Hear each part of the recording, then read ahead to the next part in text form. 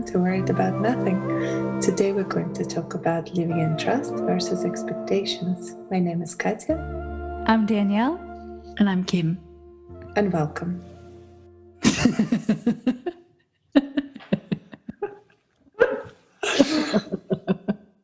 So trust, living in trust versus expectation.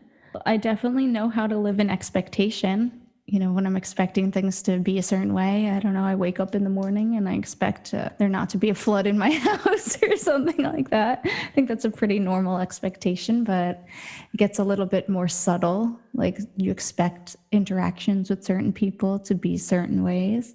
I think it kind of also goes back to our podcast on control. It's like some people like it that way because it's familiar and they have some sense of control when things meet their expectations. But I find when I can get into a place where I'm living from a place of trust, where all things are possible, life is a lot nicer.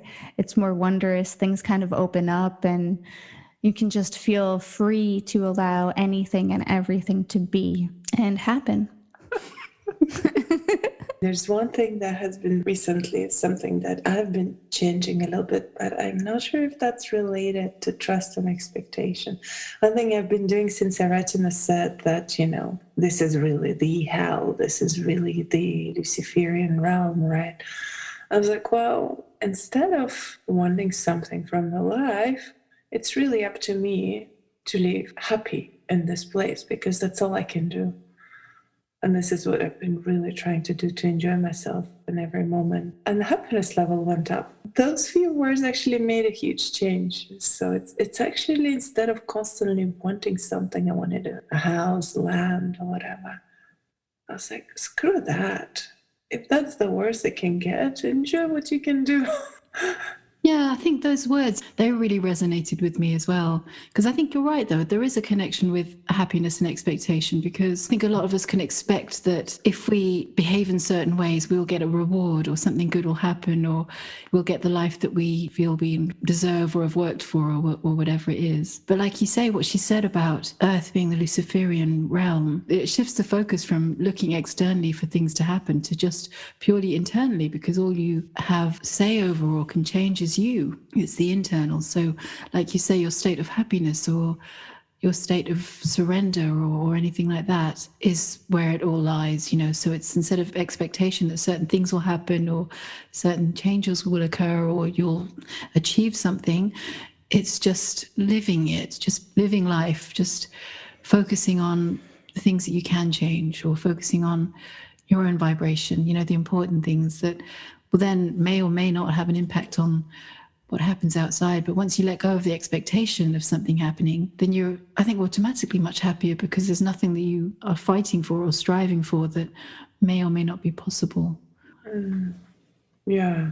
Well, there's another part of me that's like, okay, if humans fell from the grace, well, what can I do? Can I be, despite all the misery, can I be happy within myself? That's the least I can do I'm not sure if that will help anyone, but I feel that if more people can change a little something within themselves, and it's just really that looking at things differently in a way that, well, instead of finding something that can be better, why can't I find something that's already really good in this current situation? I'm not sure if that's related to expectations, but there was something in my mind, so I just shared.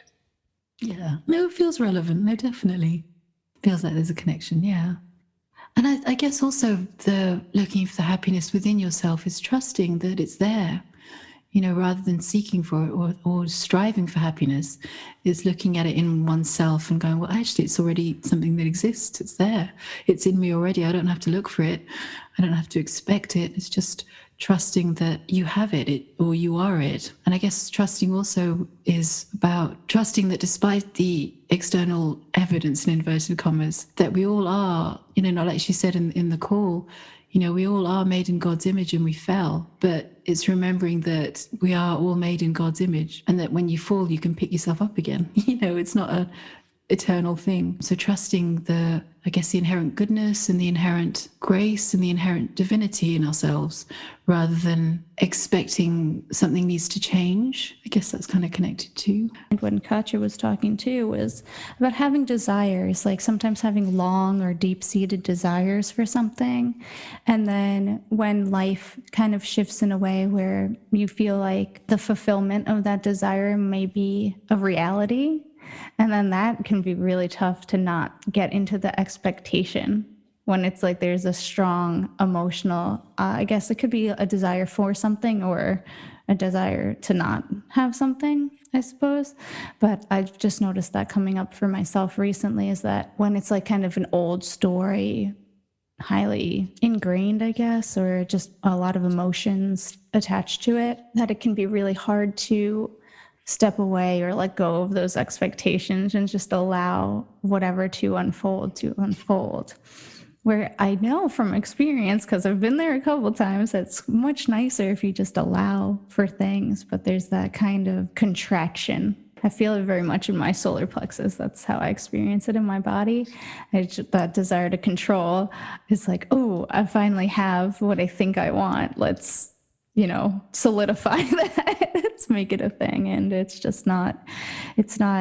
doesn't feel good. It doesn't feel natural. It doesn't feel like it's the proper way of being.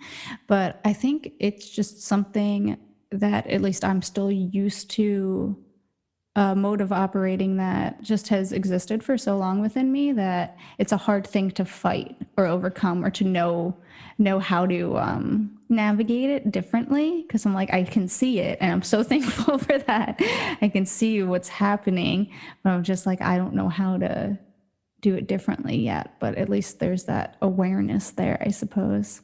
So I feel like that kind of wasn't wholly connected to what you're saying, but it definitely came up to mind with the idea of expectations, and when an expectation looks like it's finally aligning with the outward reality. But expectations are such interesting things. It's interesting to have an expectation for something, because by expecting something to be a certain way, you're creating it.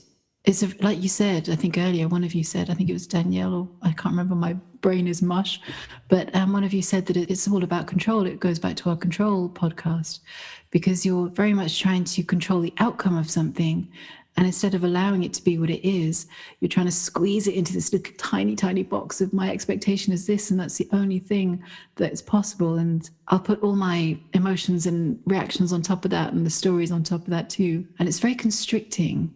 So, when you look at expectations of life, and I think we've talked about this in previous podcasts, sometimes people can have a plan of how they want their life to end up, and they want to follow those steps. And it just doesn't allow for any of the other, myriad possibilities to happen. And it puts the focus externally as well. So instead of realizing that you're happy now, or you're joyful now, or you're in the heart now, and everything is just now, it's seeking again, like we spoke in, I think, was it the last podcast or the one before, about seeking ourselves in all the mirrors of the world. Again, it's seeking for a reflection of ourselves in a way that we want to see ourselves, either the things or the accomplishments or the something that's all external. Whereas trusting is kind of acknowledging that you're not in control. You have no power really over what happens in the world to a large extent. And it's trusting that there's a higher power or being, or, whatever you want to call it, God, source, the universe, that knows so much more than you do, and has so much more wisdom and so much more insight and so much more of a clear seeing than we ever possibly can. We're like ants scurrying around on the ground, and the God view is so much bigger. So we're going, oh, I want that leaf that I can see out of the corner of my eye, that tiny leaf that's 2 centimeters away. Whereas, God might be going, there's a massive tree, just lift your eyes up, there's a massive tree just over there. And surrendering to that, I feel that trust is so important, because, oh God, brain freeze. I think, though, actually blinking out on trying to explain why trust is so important is it kind of exemplifies how important trust is, because I feel like when we talk about these topics that are very high vibration, it kind of like knocks you out of your thinking mind, which is really what we're trying to do most of the time. I am anyway. So actually exemplifies it pretty well, in my opinion. It's like it's so high up there, at least for me. Sometimes it's like just pondering what trust is, contemplating it. It does kind of get me into a space where the mind stills, and it's just, you kind of have to be in a place of trust. You know, it's like you're concentrating on trying to explain it, but instead it just kind of puts you into that place of trust. Yeah, that's true. And it takes away all pressure and stress as well, because like you say, if the mind's not worrying, 100 miles an hour trying to work stuff out, it's just very quiet and peaceful and the opposite of stressful. So Yeah. trust and go, well, it's okay. Right. And words aren't needed there, right? So it makes sense to me that I would just blank out. It was like, just go into trust. And just nothing else is needed. But life is so much easier that way, because you don't need to work hard. You don't need to overuse your brain in a way that it's really tiring. You can just trust. Of course, if you constantly, again, there might be a trust or there might be illusion in the way that saying, oh, I'm just sitting here and I know that something will happen to me. I don't know, there is $1 million that's going to fall from the sky and I'm trusting this is going to happen. To me, that's not a trust. To me, it's an expectation that if I sit and do nothing, something will happen. And truly trusting is not knowing the outcome, what will happen. You might never receive even a penny that is falling from the sky, but you might receive something in a completely different way that your mind cannot even comprehend. It can have some ideas, and usually your mind is pretty good at having some ideas and outcomes. But what will happen might be completely, something that you've never expected. Something's like, oh, really? Oh, I didn't expect that one, but it's kind of beautiful. And I had that happen to me a few times where my mind was stuck on few solutions and the actual solution was completely different to what my mind came up with. So it's kind of interesting. And also I feel that in a way we are responsible for our own happiness. Maybe that realization, as you said, Kim, that you are happy already, and just looking at things from really a different perspective. And this has been my recent realization, that I've been constantly, even though I've been working hard on it, but there's obviously different, layers and layers coming in, and a new layer realizing that, well, there's always been some sort of expectations that I want a life a certain way, I want certain outcomes, but just not wanting any outcomes and just trying to be happy in each moment. That's really the only thing I can do, or the only thing that I can change within myself. That's very true. And I feel that I'm doing some of that too at the moment, in that throughout my life, there's always been a lot of expectations, and your example was a very good one about how people can sometimes, including myself, definitely in the past, and hopefully not so much in the present, can have an expectation that if you trust, you will get X, Y, Z. So it's I'll give you trust if you give me $1 million, which is not trust at all, as you said. But trust is just falling into that nothingness of anything can happen and taking action still too, and taking responsibility for yourself, in that not using it as a blanket or an excuse to be a martyr or a victim or any of those other things, but it's just taking away your control of it and realizing that the outcome can be a myriad of things that you never would have expected. And that your feet might take you in a certain direction that they wouldn't have done before. And I'm feeling that too a lot at the moment, that expectation is falling away. So instead of having some picture of this is what I want, whether it's a certain house or to live by the sea or a certain kind of job or anything like that, just allowing the expectation of all of that to drop away and to see what's left. And like you were speaking of, sometimes what's left is, once all this crap falls off, you're left with happiness, or you're left with joy, or you're left with inspiration, or all those things you already are that you cover up by looking for something else. And it's just trusting in that, so falling deeper through everything. So you fall through the happiness into deeper happiness, and you fall through the joy into more joy. and then see what emerges, and what emerges will then move you in a certain direction or not. But yeah, it's taking away that manipulation that can sometimes have such a tight grip on people. They're trying to make things happen a certain way. And like you were saying before, Danielle, it's a much more peaceful space where you don't have to explain anything. You don't have to have a story. You don't have to put words to it because it's just there, which is not ideal for a podcast, but it's more peaceful. And I think, like Katja, you were saying earlier, it's just easier. There's a kind of differentiation between being in that state of trust is easier, but not allowing it to fall into a space of passivity or expectation that others will do the things for you that you've decided you don't want to do. It's not that kind of space. It's more of a open to all possibilities. Anything and everything is possible. Anything and everything can happen. If you get the call, you're ready to move with it, opposed to closing doors. It's opening all the doors. Exactly. Yeah, like you said, you're not waiting for other people to do things for you. It's like you're open to either doing them or not doing them. Like either it's okay if someone else does something for you. Like I know I kind of struggled with this at one point with like dividing the inside and the outside. So it's like when my mom will go food shopping or something and she's like, oh, I picked you this up. And then I would be like, no, like, I'm an adult. I'm supposed to be taking care of myself. I used to have this harsh kind of like, no. And then I started realizing, okay, well, I'm also like receiving from like the outer me's too. I need to be open to that this is a way that she wants to act and she's choosing to do this. And I can be open to receiving that. I don't have to put up this wall and just reject it because I have this concept that I'm an adult. I should be paying for all of my own things, because that's kind of where it was coming from. It wasn't coming from a place of truth of like, no, I know that in deep within me, I need to be buying all of my own things. It was more of a rejection of like a dissonance, a kind of fight between like, oh, am I not an adult then because this is happening? Yeah. Judgment.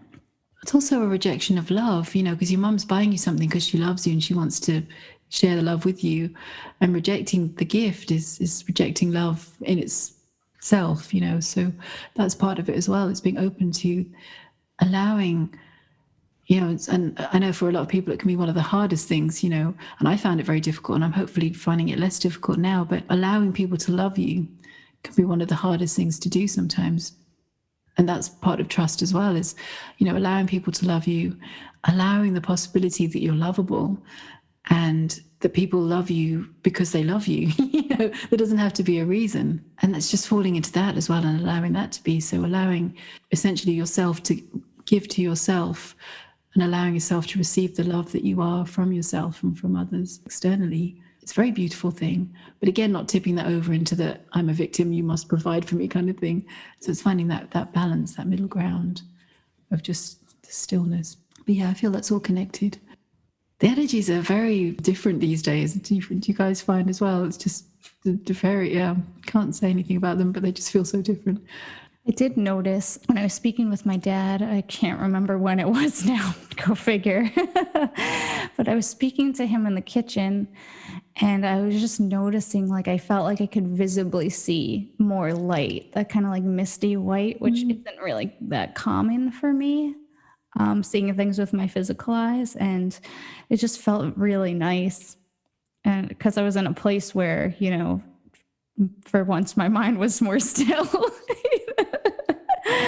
So I could enjoy it or perceive it. And yeah, so I was like, I could tell at that point, I was like, this is how it is now. I was like, even though I know I'm not perceiving it on a wholly regular basis, I was like, I could tell that that's the way the energy is now. I was like, this is what's here now. Mm-hmm. Yeah, I'm definitely seeing more white, misty, I guess Jyoti light, I think is what Ratima described it at one of the retreats. But yeah, it's all undefinable. I thought the Jyoti was the clear light, but I always get confused. No, maybe not. I don't know how many times I've asked Ratima to tell me about the different types of light, so I could be wrong. Like primordial light, Jyoti. I remember, because I don't see much with my physical eyes, I rarely see something. And I remember at work, we had that situation where it was my colleague and I, and we both saw sparkles above me. It was pretty cool when two people see the same things at the same time. Usually that doesn't happen. Because I remember she said, "Oh, I just saw a sparkle above you." I was like, "Was it here on the right hand side, right here?" She was like, "Yeah, just right there." It's pretty cool. That's pretty fun. I was like, "Yeah, I saw it too." And then we were like little babies, happy that we saw some, spiritual experience. It's kind of pretty cool when somebody else sees it and confirms it. Then you don't think that it's just you, and there's something happening just within you. Would have been funny if she'd gone, no, I see it here. And you'd have been like, no, damn, I didn't see that one.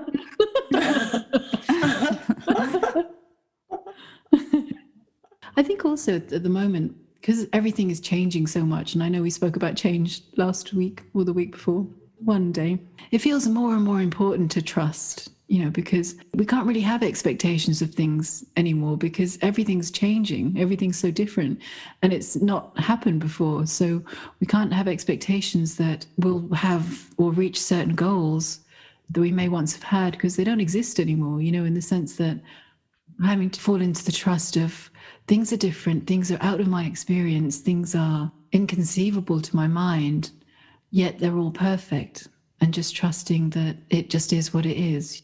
I would agree with you. I had that experience too, in a way that a lot of the expectations might be falling away and something new is emerging and you don't know what it is. A lot of it also with changes with the job because, I don't know, there might be something new coming up and I don't know what it is. And maybe it's just me thinking this way, but I'm kind of, in a way, feeling that things will change, and not just for me, but the whole humanity. But hopefully it's not an expectation that this will happen. It's something that feels true to me. But again, we will live and see. Nothing may change at all, which is okay too. Mm-hmm. But no, I feel the same. I feel that everything is changing and everything is going to be different. And there's no expectation because I have no idea what it's going to be. But it feels very different. Ways of working, ways of being, ways of interacting, all of that feels like it's changing. Mm-hmm. Yeah, because there's that trust, the trust in things are changing, or knowing, the trust in the knowing or the feeling that things are changing. And then I know for my mind, it likes to come in and try to figure out what's that going to look like. And that's where the expectations start getting built, right? It's kind of like I have this foundation somewhat of truth because I have this truth in this knowing that things are going to be changing. And then the mind's like, but how? And then all these expectations is it's going to look like this. No, it's going to look like this. No, it might look like this. And it's honestly such a waste of energy. In my opinion, it could be fun to imagine and be creative in that way if you're into projecting a type of future, because that can be useful too, is projecting like a future that makes you feel positive about the now. But that's not something that I really enjoy doing because I feel like the universe can provide something that's way better than anything that my mind can ever come up with. So I try to stay away from that. And I find it to be more draining for me, at least, to try to figure things out. How's it going to look? What would it be if it was the best? Things like that.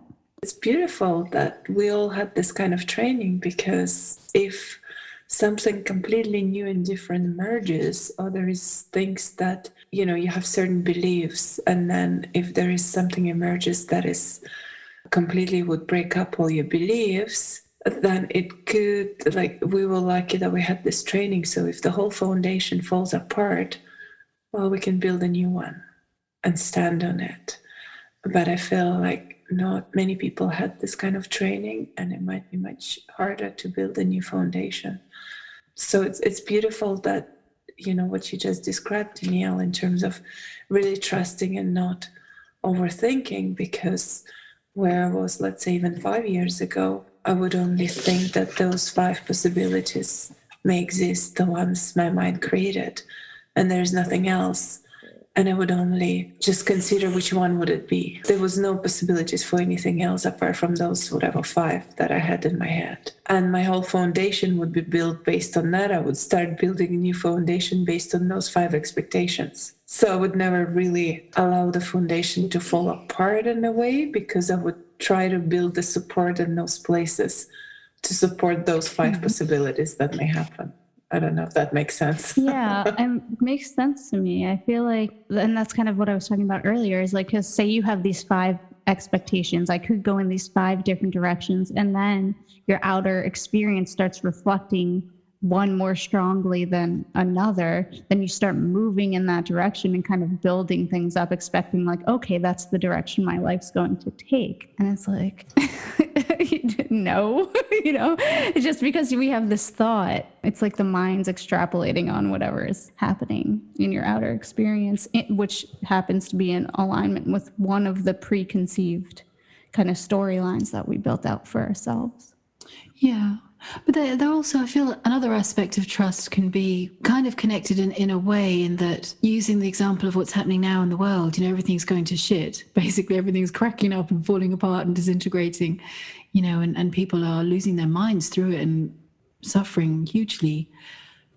Another aspect of trust for me is trusting that this is just something that's happening, rather than looking at the external and going, this is what it is, this is truth.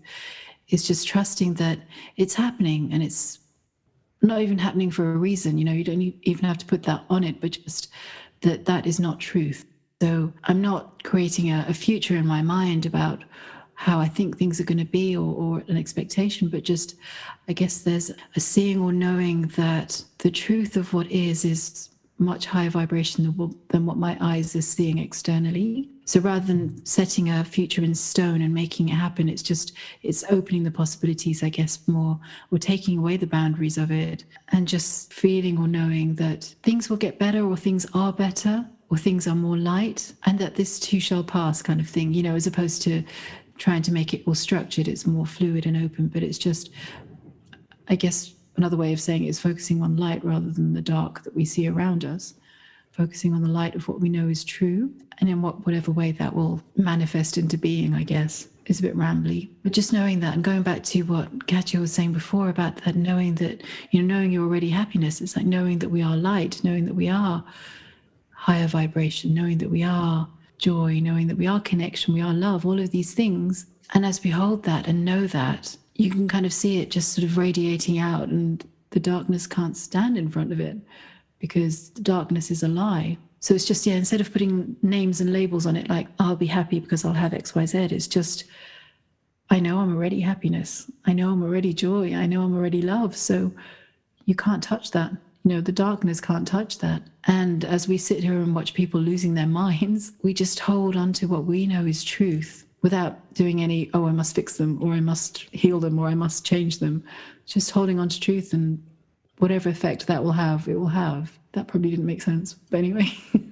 No, at least at the very end. I was like, I was following it, but our thoughts do meander, but I can see like how they intertwine. But specifically at the end, with talking about holding the truth, holding that light while watching other people lose their minds.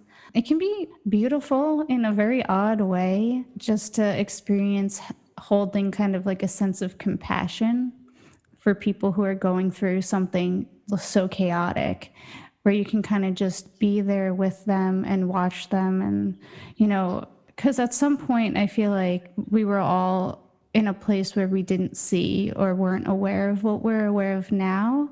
So I think it's easy, kind of in a certain way, to hold compassion for people who can't see or aren't experiencing things in the same way. Because I was like, I look at people and I'm like, wow, that could have been me. I could have been, still holding on to those beliefs, those ideas, and experiencing things in much the same way. So it can be kind of easy for me to look at people and be like, all right, you have your experiences that shaped the way that you feel about things, the way you see things.